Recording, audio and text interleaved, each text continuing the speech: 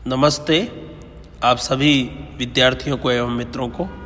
आज की क्लास में जो कि हिंदी व्याकरण पर आधारित है, वर्ण विचार। वर्ण मित्रों, जैसा कि हम जानते हैं कि कोई भी भाषा होती है उस भाषा का व्याकरण होता है और व्याकरण भाषा को नियमित करता है, भाषा को परिनिष्ठित रूप प्रदान करता है और इसके लिए व्याकरण की आवश्यकता होती है। और व्याकरण किसी भी भाषा का व्याकरण हो, उस किसी भी भाषा का जो व्याकरण ग्रंथ होता है, उस व्याकरण ग्रंथ में इन तीन बातों का विशेष महत्व होता है। यानी उसके तीन तत्व होते हैं। किसी भी व्याकरण ग्रंथ के तीन जो है वो महत्वपूर्ण तत्व होते हैं जो आवश्यक होते हैं। इनमें सबसे पहला है वर्ण, दूसरा है शब्द और तीसरा है वाक्य। यानी इन तीन तत्वों पर व्याकरण शास्त्र लिखा जाता है: वर्ण विचार, शब्द विचार एवं वाक्य विचार। तो किसी भी भाषा की जो मूल इकाई होती है वो वर्ण होती है। यानी वर्ण किसी भी भाषा की मूल इकाई होती है, वर्ण। अब आज की कक्षा में हम वर्ण की बात करेंगे। हिंदी व्याकरण क्लास 1 में वर्ण की चर्चा करेंगे आज हम। सुनने में आपको ये टॉपिक बहुत ही सरल, बहुत सहज लग रहा होगा और है भी सहज और आप जानते भी हैं, लेकिन हो सकता है आप कुछ नया भी जानें। तो आप इस वीडियो को ज़रूर देखिएगा और मेरे साथ साथ आप इसको पढ़िएगा और समझिएगा। तो वर्ण यानी कि वर्ण जो होती है किसी भी भाषा की छोटी इकाई होती है। हम हिंदी की बात करें, हिंदी की सबसे छोटी इकाई है वर्ण। और वर्ण किसे कहते हैं? तो किसी भी भाषा की वह न्यूनतम इकाई, यानी किसी भी भाषा की सबसे छोटी इकाई जिसके टुकड़े नहीं किए जा सकते। यानी कि हम वर्ण उसे कहेंगे जिसके टुकड़े नहीं किए जा सकते। वह वर्ण अपने आप में ही पूर्ण है, उसको अलग अलग नहीं किया जा सकता है, उसको वो वर्ण कहते हैं। ठीक है ना? यानी कि किसी भी भाषा की सबसे छोटी इकाई जिसको विभक्त नहीं किया जा सकता, जिसको विभाजित नहीं किया जा सकता, उसे हम वर्ण कहते हैं। तो हमारी जो हिंदी भाषा है, इस हिंदी भाषा को हिंदी भाषा के जो वर्ण हैं इनको हम 2 भागों में बांटेंगे। और ये 2 भाग हैं, पहला तो है स्वर और दूसरा है व्यंजन। यानी कि हिंदी वर्णमाला को हम 2 भागों में बांटेंगे, स्वर और व्यंजन। सबसे पहले हम बात करते हैं स्वरों की। स्वर क्या है? स्वर जो है, ध्वनियों से स्वर बनते हैं और स्वर को हम जब परिभाषित करते हैं तो इसकी परिभाषा बनेगी ऐसी ध्वनियाँ कैसी? जिनका उच्चारण करने में, ऐसी ध्वनियाँ आप देख पा रहे हैं स्क्रीन पे, ऐसी ध्वनियाँ जिनका उच्चारण करने में अन्य किसी ध्वनि की सहायता की आवश्यकता नहीं होती है। यानी कि कहने का मतलब यह है कि ऐसी ध्वनियाँ जिनका उच्चारण करने में अन्य किसी ध्वनि का सहारा लेने की आवश्यकता नहीं होती है, उसे हम क्या कहेंगे? स्वर कहेंगे। यानी कि स्वर वह होता है जिसमें वो अपने आप में स्वतंत्र होता है, उसमें किसी अन्य ध्वनि का जो है जुड़ाव नहीं होता है, वो अपने आप में अलग ही होता है। तो ऐसी ध्वनियाँ जिनका उच्चारण करने में हमें किसी अन्य ध्वनि का सहारा लेने की आवश्यकता नहीं पड़ती है, उसे हम क्या कहेंगे? स्वर कहेंगे। ठीक है ना? और ये जो स्वर है, हिंदी वर्णमाला की मैं बात कर रहा हूँ। हिंदी वर्णमाला में कुल जो है 11 स्वर होते हैं। कितने होते हैं? 11। ये 11 स्वर कौन कौन से हैं आप देख पा रहे हैं? देखिएगा, ये देखो, अ, आ, पहला हो गया अ, दूसरा आ, फिर ई, पहले छोटी ई है फिर बड़ी ई है ना? ई, उ, ए, आई। देखो ये ए और ये आई है ना? अब ज़्यादातर हम लोग क्या करते हैं कि हम ए और आई को एक जैसा ही बोलते हैं, जबकि ये पहले वाला ए है जिसकी एक मात्रा लगती है और दूसरे वाला आई है जिसकी दो मात्राएं लगती है ना। ए आई ओ औ, वह की वह बात यहां पर भी लागू होती है। ओ एक मात्रा, औ दो मात्रा है ना। ओ औ और री भी मात्रा लगती है, जैसे मातृ शब्द लिखते हैं हम, पितृ लिखते हैं ना।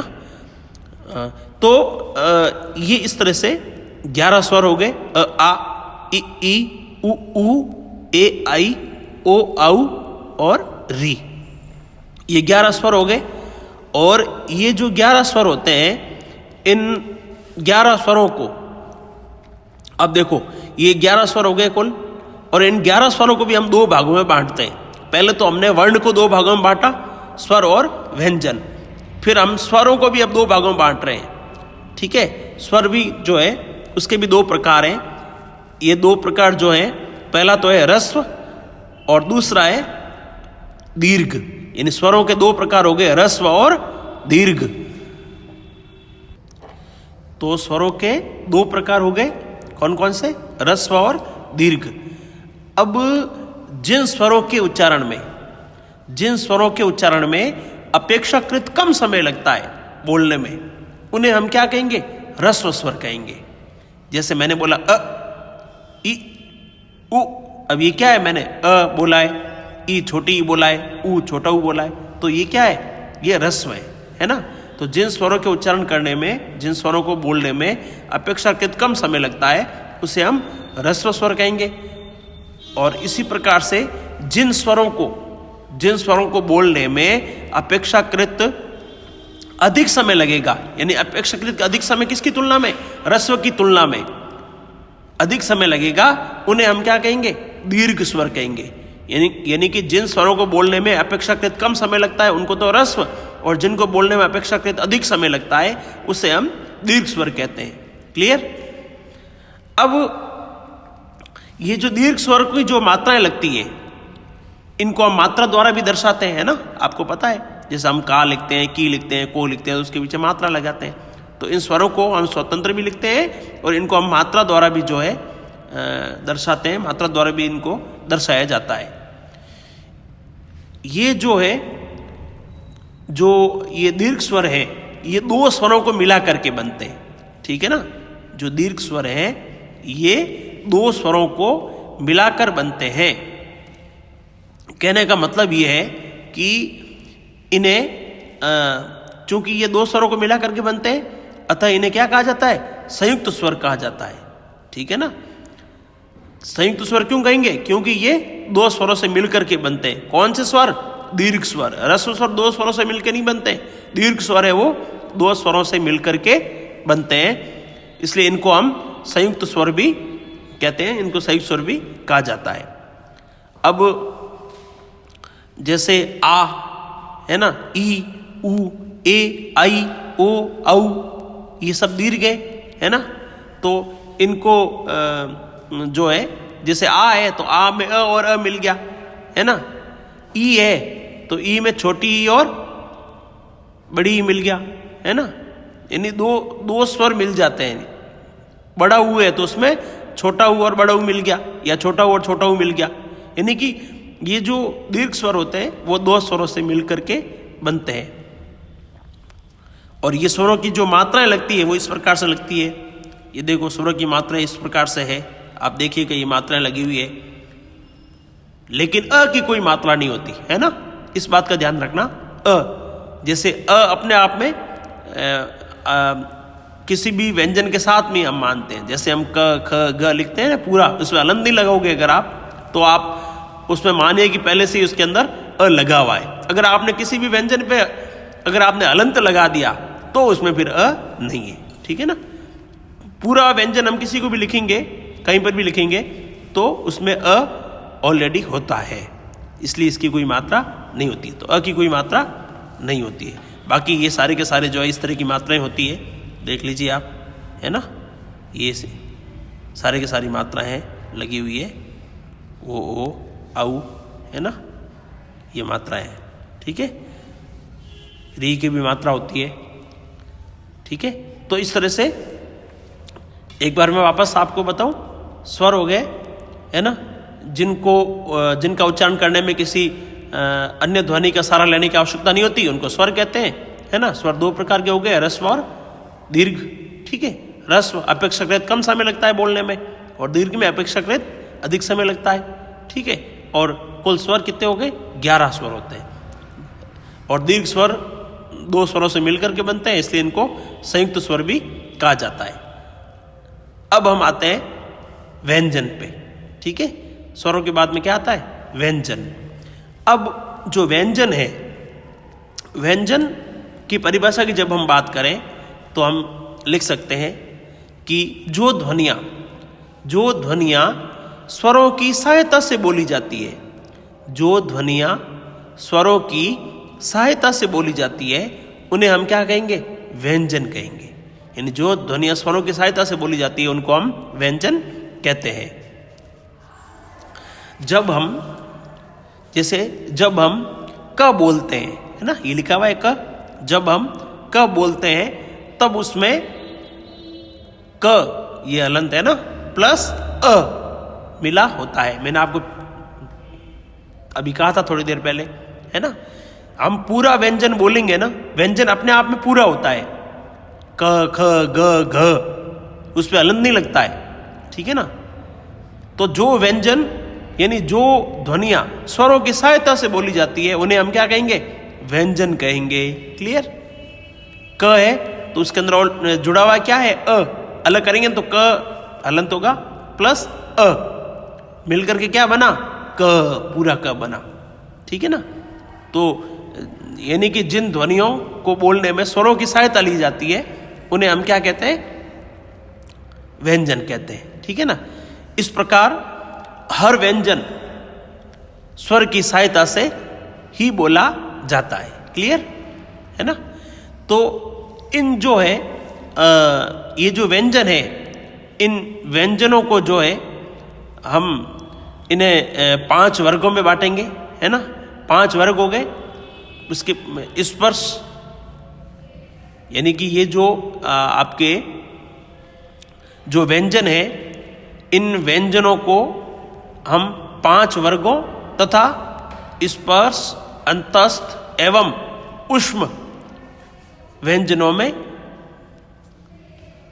इन्हें बांटा जा सकता है, ठीक है। ये क्या है, अभी हम इसको विस्तार से थोड़ा समझते हैं।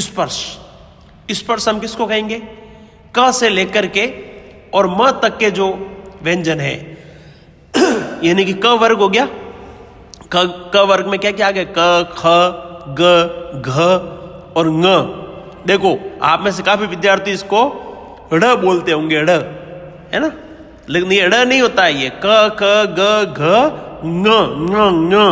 नाक से थोड़ा सा गले की ओर दबाव देकर के नाक से बोलना है। ड़ नहीं होता है। क्या होता है ये? ङ।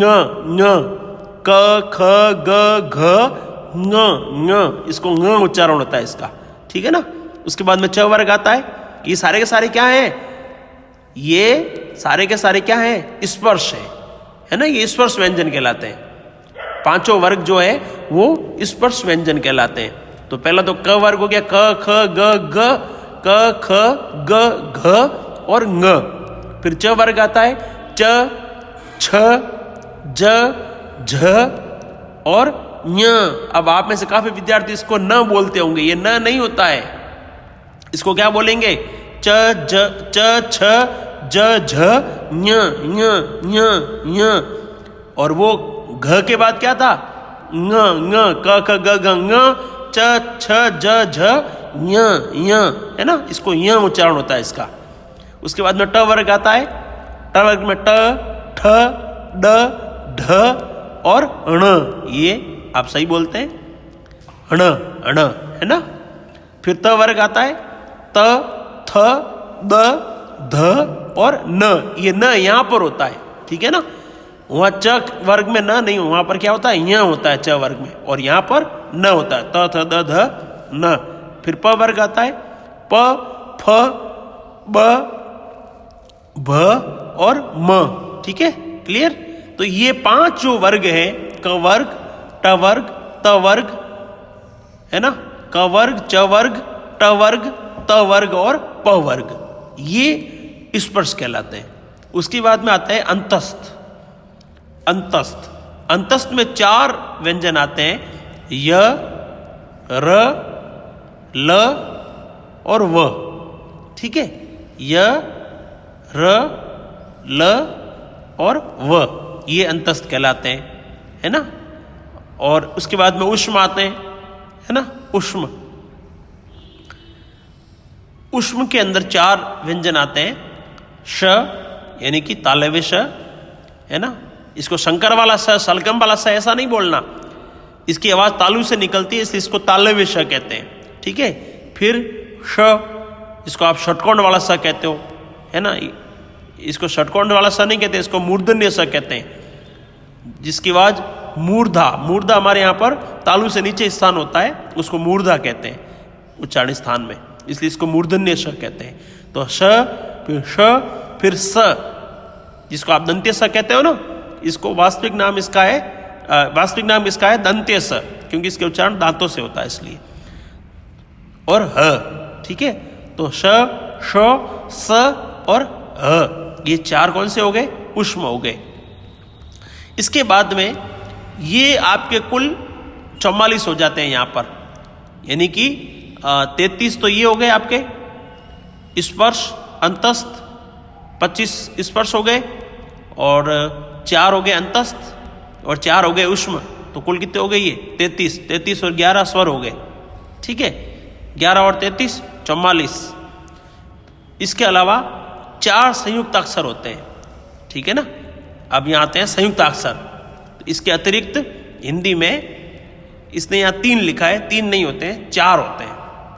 यहाँ पर गलती से लिखा हुआ है 3, 4 जो है संयुक्त अक्षर होते हैं। और वो 4 कौन कौन से होते हैं? क्ष, क्षत्रिय गे वाला आता है ना, क्ष, जैसे का क्ष लिखते हैं हम, है ना। ये क और श से बना होता है। फिर त्र आता है ना, क्षत्र, तो ये त और र से बना होता है, इसलिए इसको ये 2 व्यंजनों से मिलके बना ना, इसलिए इसको हम संयुक्त अक्षर कह रहे हैं इनको। फिर ज्ञ, तो ज्ञ बोलने में तो ज्ञ होता है, लेकिन वास्तव में इसका सही उच्चारण जो है ना, व्याकरण शास्त्र में इसका उच्चारण ज होता है, ज।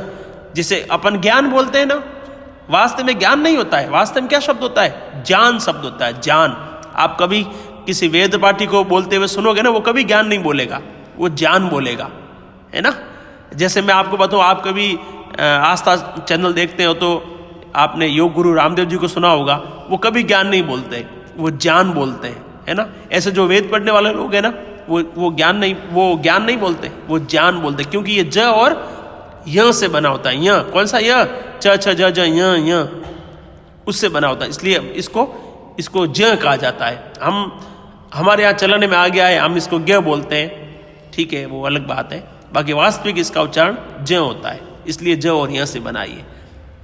तो ये हो गए। और तीसरा, ये चौथा जो मैंने लिखा है, ये श्र होता है, जिसे आप श्रवण लिखते हैं, है ना, श्री लिखते हैं, तो ये तालव्य श और र से बना हुआ होता है, श्र।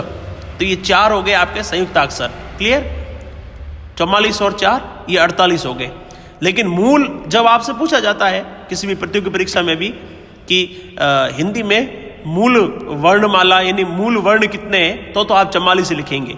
लेकिन वहां पर अगर 52 ऑप्शन होता है तो कुल वर्णों की संख्या यहाँ पर हमारे यहाँ 52 होती है। और आपने छोटी क्लास में भी पढ़ा होगा, गुरुजनों से सुना होगा कि हिंदी वर्णमाला में कुल कितने वर्ण होते हैं, तो सीधा उत्तर होता है 52, है ना। तो वास्तव में 52 ही होते हैं, वो मैं अगले कक्षा में बताऊंगा आपको 52 कैसे होते हैं। यहाँ पर जो है ये 4 संयुक्त अक्षर हो गए 48, और 52 में बता दूं आपको अभी, क्योंकि आपको, ताकि आपके दिमाग में हलचल नहीं रहे, मैं अभी क्लियर कर देता हूँ। 2 अयोगवाह हो जाते हैं। 48 तो ये हो गए, 44 और 4 संयुक्त अक्षर हो गए, 48 हो गए, है ना। उसके बाद में 2 अयोगवाह बोला जाता है उनको, जिसमें अनुस्वार और चंद्र बिंदी, अंग अह हम बोलते हैं ना, तो अनुस्वार और विसर्ग, अनुस्वार और विसर्ग, ये दोनों को अयोगवाह कहा जाता है हमारे यहाँ पर व्याकरण शास्त्र में। तो कितने हो गए? 50 हो गए। फिर आपके 2 जो व्यंजन है, आप जैसे बड़ा लिखते हैं, है ना, यानी ड के नीचे बिंदी, है ना, ड, और एक हम ढ के नीचे बिंदी लगाते हैं, ढ। जैसे आप एक चढ़ाई लिखते हो, है ना। जैसे आप एक तो लिखते हो बड़ा और एक लिखते हो पढ़ाई, तो पढ़ाई के अंदर जो ढ के नीचे आप बिंदी लगाओगे उसको ढ बोलते हैं, ढ ढ ढ। और एक जो ड के नीचे बिंदी लगाओगे उसको ढ बोलते हैं, ढ। यानी ढ में तो हम बिल्कुल हल्का जोर लगा रहे और ढ में हम बहुत ज़्यादा जोर लगा रहे। ये दो, इनको हम उच्छित कहा जाता है हमारे यहाँ पर हिंदी के अंदर। चूँकि हिंदी संस्कृत से निकली हुई भाषा है तो संस्कृत की ध्वनि हमारे यहाँ पर इसमें उपयोग में आती है।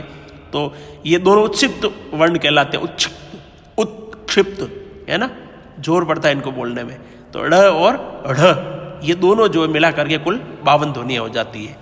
तो इस तरीके से जो है हिंदी वर्णमाला जो है वो स्वर और व्यंजनों से मिलकर के बनती है, जिसमें 11 स्वर होते हैं और 33 व्यंजन होते हैं और 4 संयुक्ताक्षर होते हैं और 2 अयोगवाह होते हैं, अनुस्वार और विसर्ग, और 2 उत्क्षिप्त वर्ण होते हैं। इस तरीके से कुल जो है यहाँ पर इस तरीके से 52 होते हैं।